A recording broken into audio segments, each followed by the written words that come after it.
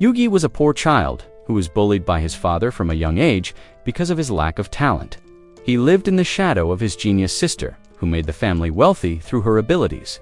But when tragedy struck his home, Yudin was left orphaned and trained by cruel people to become the coldest elite soldier in the world. His journey, however, was one of the coldest anyone could ever witness. His parents had always neglected him because he never possessed the same talent his sister Kazuki had.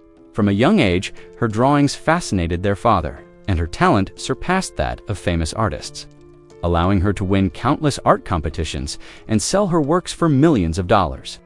G grew up avoiding his little sister because everyone mocked him whenever he was seen with her. Kazuki wanted to fill the emptiness her brother felt.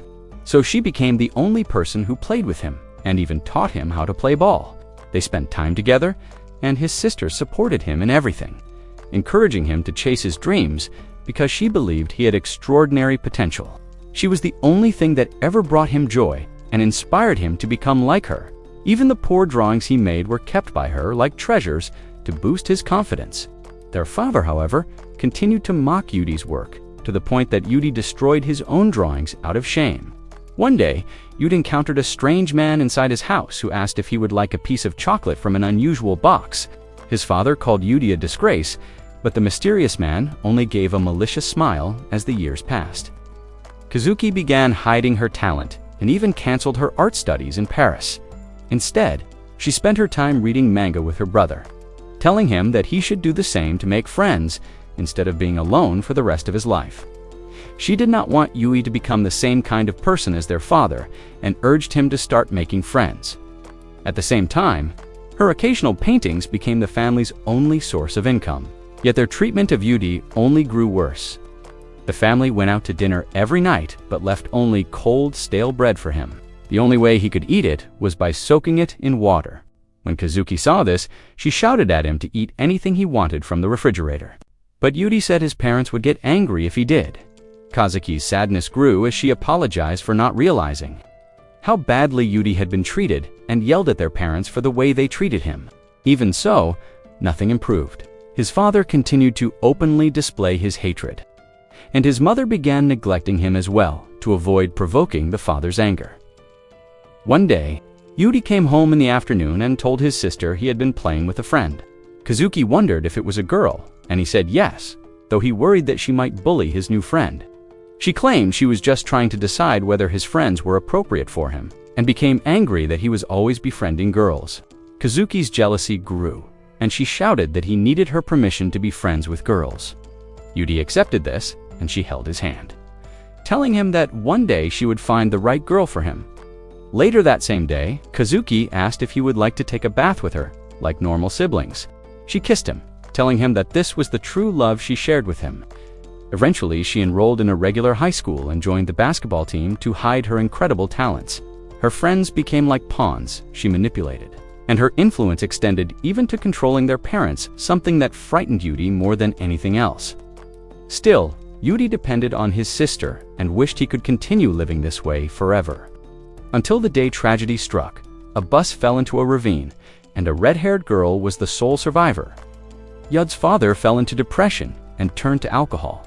His rage grew, and Yudi's mother began hiding him whenever his father came home. The only thing Yudi remembered was hearing his father scream at his mother, while she simply endured it. Repeating, "I'm sorry," he became the worst father imaginable.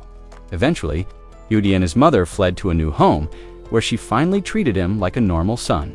He loved the homemade food she prepared and felt as though he were living in paradise, even though they had no money. As long as they were away from his father, they found happiness together, but their peace did not last. 1 year later, Yudi's father finally found them again.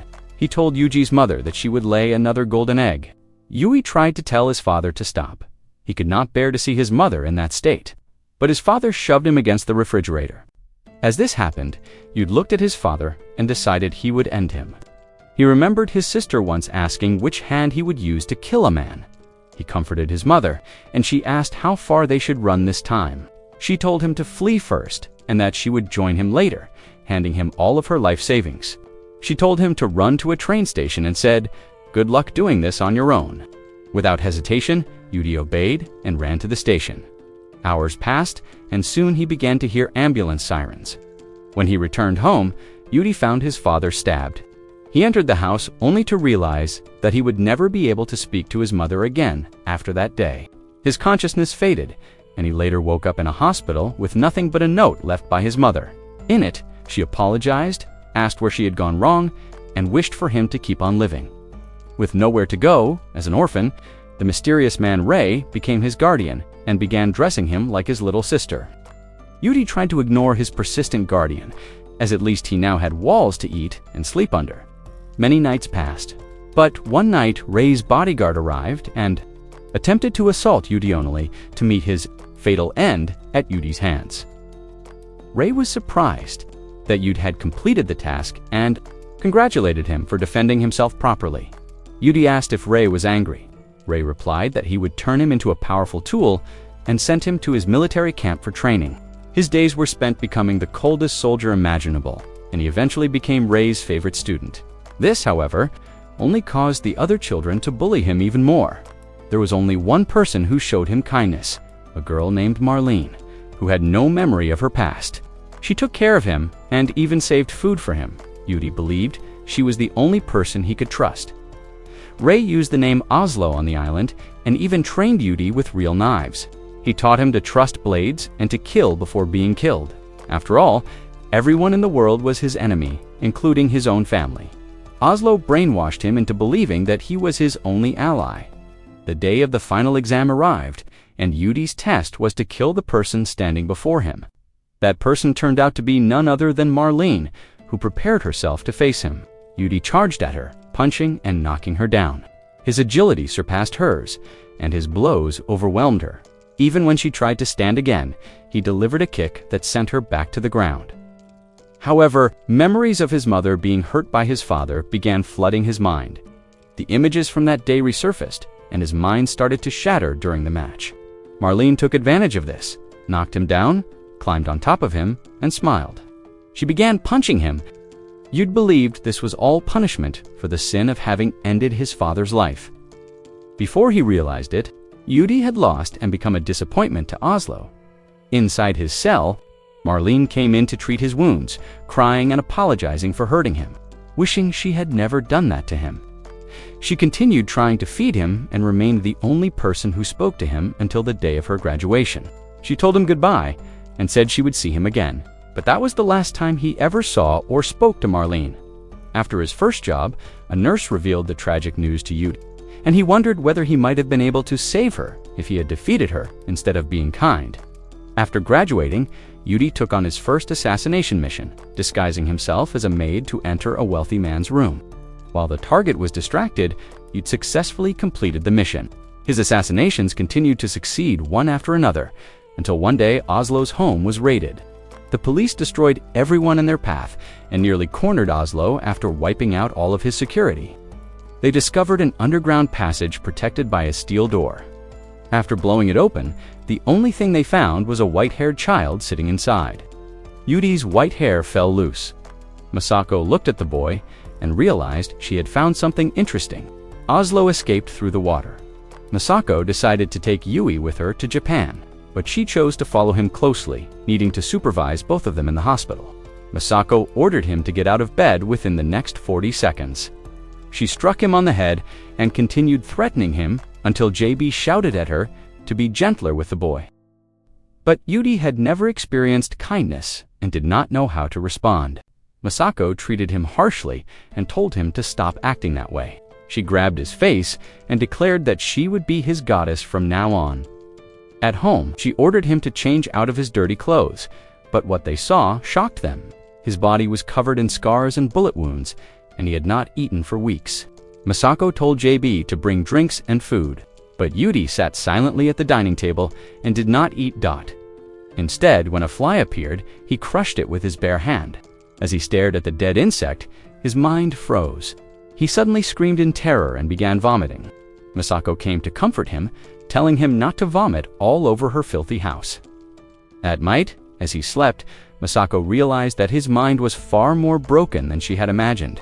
While bathing him, she discovered 2 bullet wounds, countless knife cuts, and broken bones all over his body. For a moment, Masako thought it might have been easier if he had simply died, but she swore she would protect him as his god. The next morning, Masako was sitting on top of Yudi, trying to force him to eat. Yudi begged JB to save him, but Masako snapped at him to stop sweet-talking the stupid blonde, saying she was so lonely and foolish that she would believe anything. "You're a victim," she said bluntly. Masako bought Yudi a puppy, declaring that it would be his partner from now on and ordering him to take good care of it. Yudi decided to name the dog John D., a code name used for unidentified corpses in the military. Masako watched him play with the puppy, and JB thought it was the first time she had ever seen her act like a real child. Several months passed, and Masako decided to quit her job at the intelligence agency. JB warned her that she would be arrested or executed if she simply walked away, and wondered whether Yudi was the reason she was changing. Masako admitted that she had become afraid of dying because she needed to take care of Yudi, and that she was also beginning to lose vision in one eye, making her unfit to remain a sniper.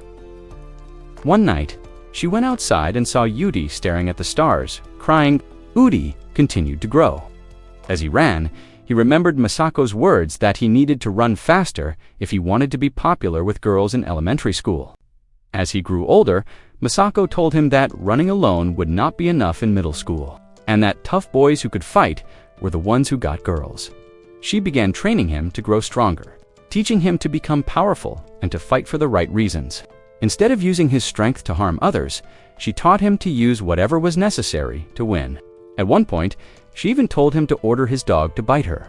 Eventually, she explained that fighters were only popular in middle school, and that, in high school, girls preferred intelligent people.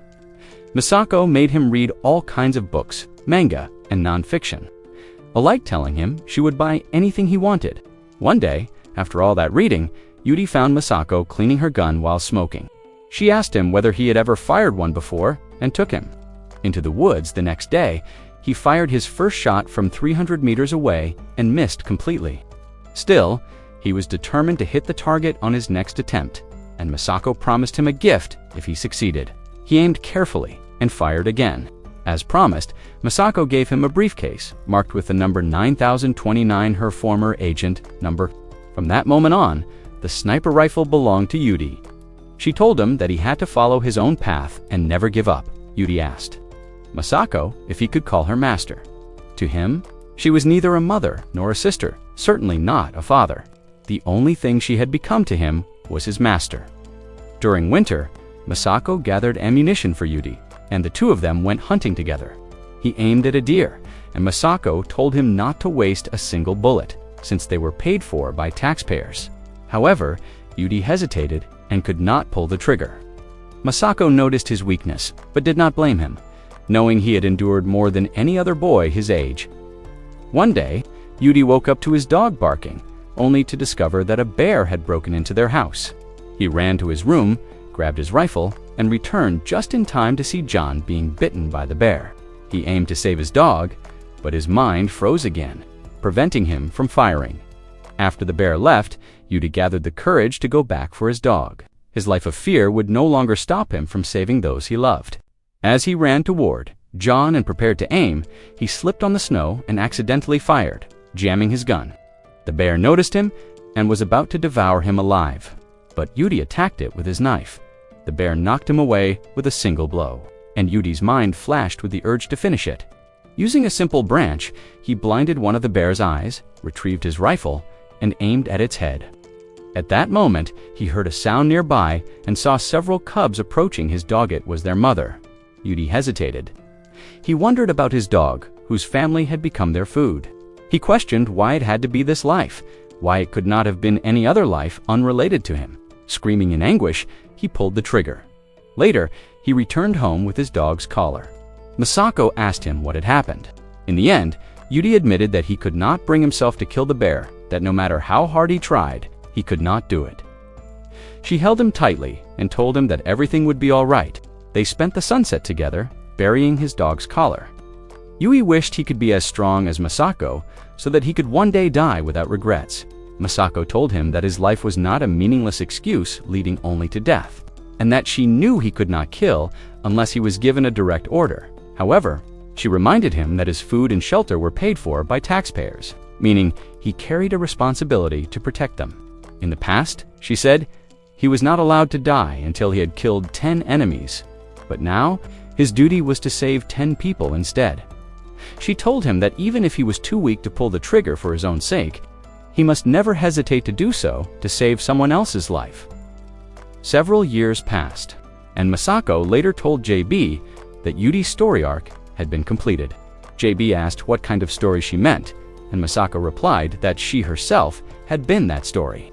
She explained that Yudi had grown through conflict, loss, and emotional breaking points, reaching a turning point that allowed him to move forward. JB scolded her for crossing lines that should never have been crossed, but Masako coldly replied that this was exactly why JB herself had never changed. After all, they were simply a man and a woman living together for many years. Yudi recalled moments from the past, such as standing under the shower, while Masako casually asked about his birthday. When he said that it was that very day, she asked what he wanted as a gift. He jokingly replied that he wanted a better guardian. She teased him, making him blush, and told him she would give him the greatest gift of all herself. That was how Yudi's first intimate experience occurred. JB later asked if it had only happened once, and Masako bluntly replied that it had not. Yudi eventually returned, and JB pretended they had not been discussing anything, afraid he might have overheard them. Masako mocked her, saying that was why JB had never truly experienced emotional fulfillment. She urged JB to give Yudi a chance, insisting she had trained him well, and encouraged her to loosen up with a few drinks. After several bottles, Masako received a call assigning Yudi a special mission, with JB completely drunk. Events escalated in a way that left her overwhelmed and powerless. Years passed, and Masako's health began to deteriorate. Yudi noticed that her hands trembled whenever she drank and begged her to stop, telling her that she was everything he had. No matter how many times he asked whether she was ill, she lied and said she was fine. Still, he could tell that something was wrong with her body. She gradually withdrew from work, missing assignments more frequently. Eventually, she became so weak that she could not even answer the phone when it rang, forcing Yudi to answer instead. On the other end, an agent demanded that Masako respond to an active mission, invoking Article 9 and threatening her arrest if she refused because of her condition. Yudi began taking on her assignments himself. A few days later, JB confronted Masako, asking why she had not been active in the field. Masako admitted that it was not her doing the work anymore. JB angrily accused her of forcing Yudi into the same role Oslo once forced upon him. Yudi insisted that it was his own decision. He said he wanted to repay Masako one day for everything she had done for him. JB worried that Yudi was losing himself in Masako's way of life, but Yudi replied that this was the only way he could find meaning in his existence. JB angrily dragged Yudi outside, firing shots into the ceiling as they left near the river. Yudi admitted that he had once told Masako he wanted to become like her and wondered if JB already knew Masako's answer. JB replied that Masako probably did not want two versions of herself in the world, but that she was still glad Yudi admired her. She asked him once more if this was truly the path he wanted to follow. Yudi answered that it was the only way he could repay his debt to them. Afterward, Masako told him that he would be sent to America to attend a military academy. There, a large black man asked why Yudi was imprisoned.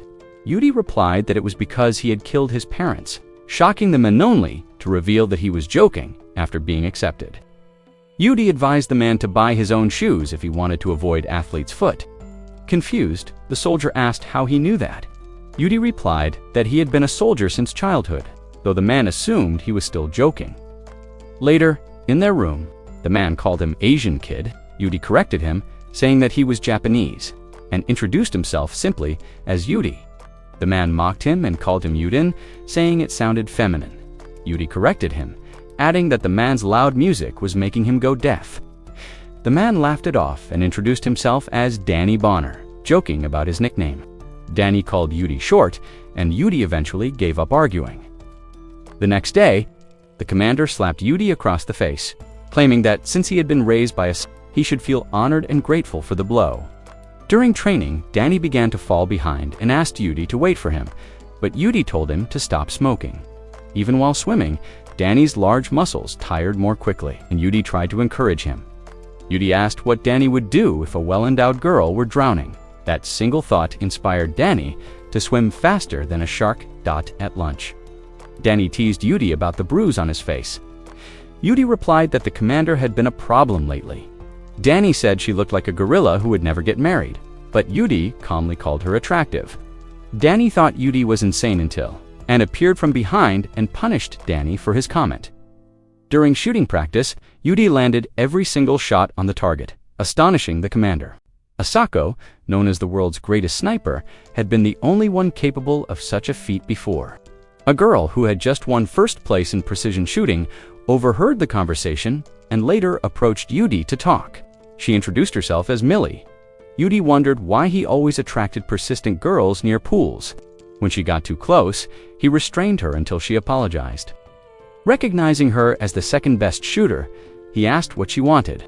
Millie explained that she meant target shooting, and the two went together to the range. With her rifle, Millie explained that her father used to hit distant targets like those, but she had always believed he was just drunk and lying.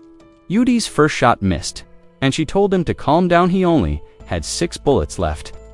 Yudi asked her what color the sky was that day, took aim, and fired, hitting the target.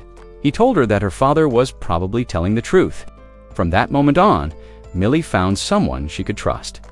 After his training was completed, Yudi was sent overseas for his final exam. Aboard the ship, Danny asked what Yudi had bought with his money. Danny had bought a car, but Yudi revealed he had only purchased a women's wristwatch. Danny mocked the watch and Yudi's Asian taste, making crude jokes until Millie overheard him and kicked him as they argued. A strange man nearby was openly playing a dating simulation game involving his fictional sister. Everyone wondered how he could do that without shame or even what language he was speaking. Yudi recognized him instantly as a fellow man of culture from Japan day after day. Yudi followed orders, gradually building his confidence. Eventually, they were sent into a real battlefield. In the forest, Yudi looked at his squad, a former car thief and gang member from Arizona, a girl who had once sold herself to survive, an anime-obsessed otaku with disturbing fantasies, and a sniper who could not bring himself to kill anyone. They were the most dysfunctional unit in the entire army. Danny interrupted Yudi's thoughts and asked if he wanted to shoot a bird for food. Yudi aimed and fired, hitting the bird but immediately began to vomit. He wondered how he could possibly handle killing a person if even a bird affected him this deeply. They were introduced to the acting field commander, and their days of setting traps began. One night, Yudi noticed enemies approaching. The squad took position as the battle began. Yudi fired to neutralize enemies, but vomited after each shot. His comrades continued fighting on the front lines while waiting for reinforcements, but Yudi began to falter. The commander told him to close his eyes and realize that all of his friends, his only family, could die. These were the people he had shared time, laughter, and meals with. They were fighting to protect him. The commander told him that the enemy was no longer human, and that while it was natural to hesitate to kill people, he could not stand by and watch his family die. He ordered Yudi to shoot, taking full responsibility for the command and giving him permission. One by one, the enemies fell. Even though Yudi hated every second of it, the commander continued counting the confirmed kills.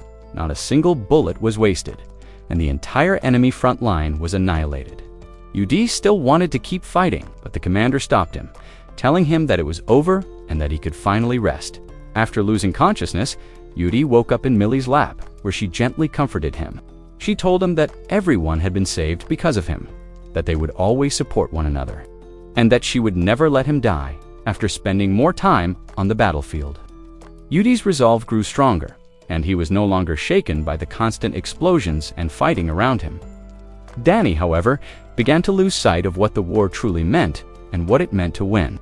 Eventually, their deployment came to an end, and Yudi survived that hellish environment alongside all of his friends. Upon returning to their homeland, Danny approached Millie and asked whether she would be okay after her boyfriends left her. She replied that they had already broken up the day before, ending the relationship entirely.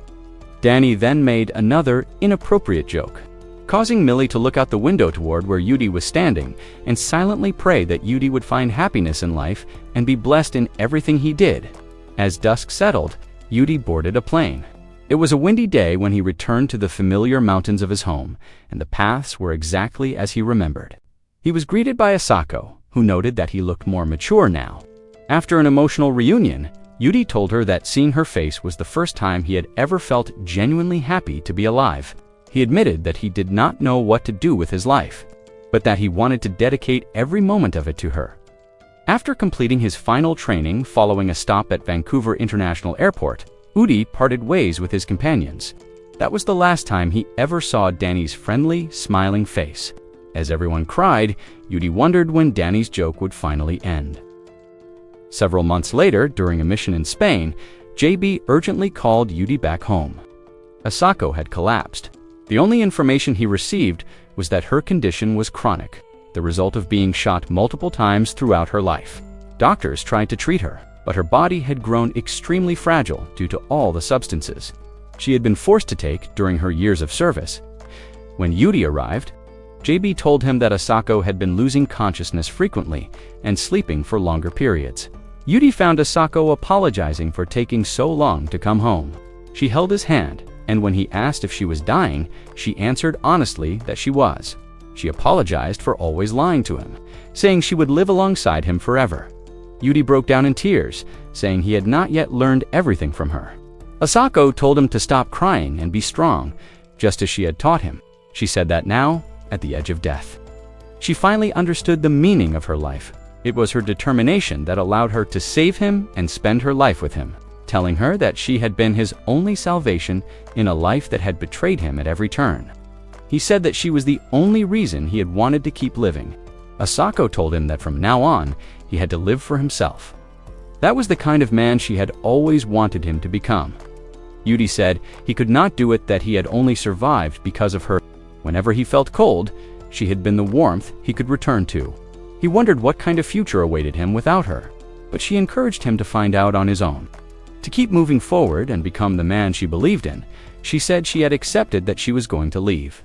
But Udi asked who had given her permission. Even if it were God himself, Udi said he would fight him to keep her by his side. Asako laughed softly and told him not to be foolish. He spent the rest of her time with her. She remarked that the stars were beautiful tonight. Udi looked outside and agreed that the stars were indeed beautiful. Asako recalled how he used to cry while staring at the stars when he first came to live with her. She asked what he had been thinking back then, but Udi said he could not remember. She laughed, saying she had expected that answer. She said she was tired and asked if she could go to sleep. Udi told her she could rest. After that, Asako never woke up again. Her body was carried away by Tibi's subordinates, and Udi struggled to hold himself together until the cremation. JB later informed him that a bullet had been found among the ashes, and Udi thought that it perfectly matched Asako's personality.